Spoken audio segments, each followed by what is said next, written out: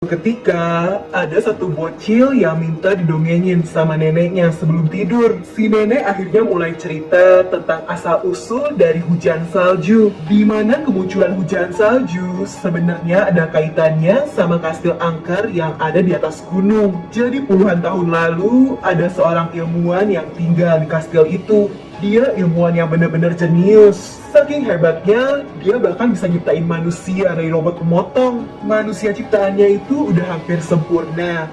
Dia kasih nama Edward, atau singkatnya Eddie. Tapi sayangnya guys, sebelum tangan mesin pemotongnya diganti sama tangan manusia, ilmuwan itu udah keburu meninggal karena terlalu tua. Dan Eddie jadi tinggal seorang diri di kastil itu. Sementara nggak jauh dari kastil itu, ada satu ibu-ibu nih yang namanya Pack. Dia ngejualin produk kecantikan. Dia tawarin dari rumah ke rumah. Tapi susah, dia nggak dapet satupun pembeli. Dan di saat udah putus asa, dia ngeliat ada kastil tua di atas gunung. Karena Pack belum pernah nawarin produknya ke sana, ya udah dia iseng aja ngedatengin kastil itu. Begitu masuk, Pack kaget banget. Karena taman kastil itu tertata rapi. Bahkan bentuknya juga lucu, ada dinosaurus, rusa, tangan. Karena penasaran dan kebetulan pintunya juga nggak dikunci, Pack nekat masuk aja nih walau kastilnya kelihatan serem. Di dalam situ ada banyak alat-alat aneh, semuanya berdebu. Tapi Pack yakin kalau ada seseorang yang tinggal di situ, makanya dia cari-cari.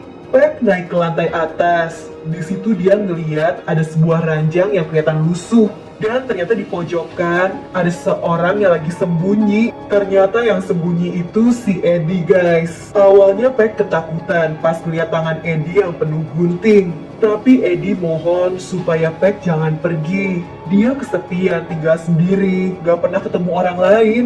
Karena kasihan dan melihat wajah Eddie yang penuh luka, Pack akhirnya ngebawa dia pulang dan diajakin tinggal bareng aja sama keluarganya. Di perjalanan pulang, ibu-ibu julid komplek ngeliat kalau Pack ngebawa seseorang. Makanya satu komplek jadi mulai ngegosip nih. Begitu sampai di rumah Pack, Eddie tertarik sama foto-foto keluarga itu.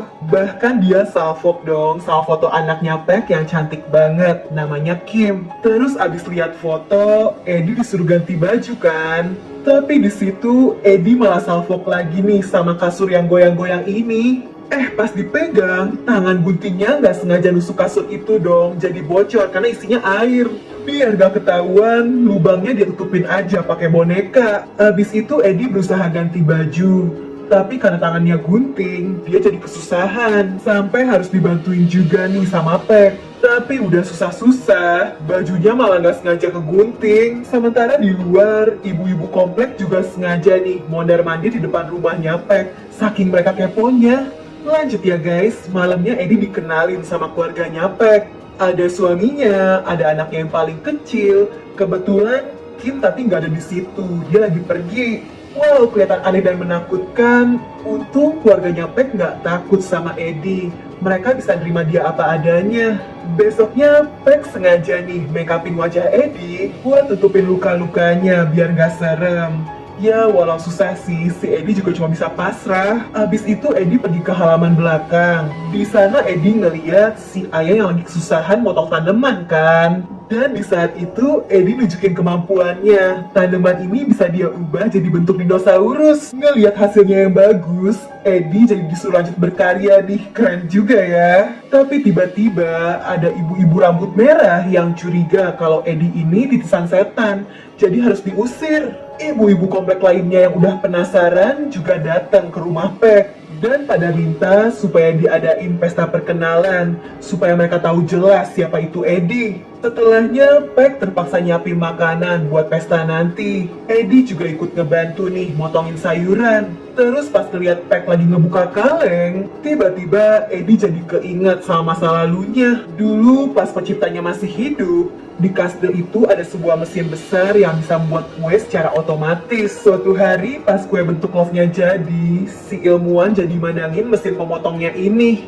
Dan dia jadi terinspirasi tuh sampai akhirnya nyiptain Eddie yang sekarang. sekarang. Nah, balik lagi ya guys, di rumah Pek, semua ibu-ibu komplek udah pada ngumpul nih. Untungnya mereka jadi nggak takut sama Edi. Bahkan dia jadi rebutan dong, diajakin main, diajakin ngobrol, sampai disuapin ibu-ibu. Di malam harinya, Edi kepikiran lagi nih sama ilmuwan penciptanya. Dulu waktu belum sempurna, Edi selalu diajarin banyak hal. Bahkan diajarin cara senyum juga kayak manusia, supaya nggak serem. Nah, sementara pas Edi lagi asik flashback, anak gadisnya Pek yang cantik, si Kim, baru aja pulang. Dia masih belum tahu soal Edi. Bahkan pas masuk kamar, dia masih belum sadar kalau Edi tidur di kasurnya. Pas ngeliat kaca, baru deh nih si Kim kaget. Gara-gara teriakannya, Edi jadi ikut kaget. Ya nasib dah, kasur airnya jadi pecah lagi karena kena tangan gunting. Ya udah, Edi jadi harus tidur di sofa dan Kim bareng sama adiknya. Besoknya Edi ngebantuin tetangga komplek buat ngehias tanaman di rumah mereka. Bahkan Edi juga datang ke sekolah si Ade. Dia disuruh nunjukin kemampuannya. Malamnya Kim ngajakin pacarnya buat makan malam. Di situ si Edi malah nggak sengaja numpahin daging ke baju Kim. Si Kim jadi kesel dan nggak suka sama Edi. Besoknya lagi-lagi walau nggak dibayar, Edi tetap semangat ngebantuin para tetangga motong tanaman. Dan dia salvo ngeliat anjing yang gondrong. Dia bentuk juga dong tuh. Pemiliknya suka banget. Dan gara-gara itu, semua orang komplek jadi bawa peliharaannya buat dicukurin sama si Edi. Ada satu ibu-ibu centil yang kepengen rambutnya dipotong. Walau ngeri nih ya.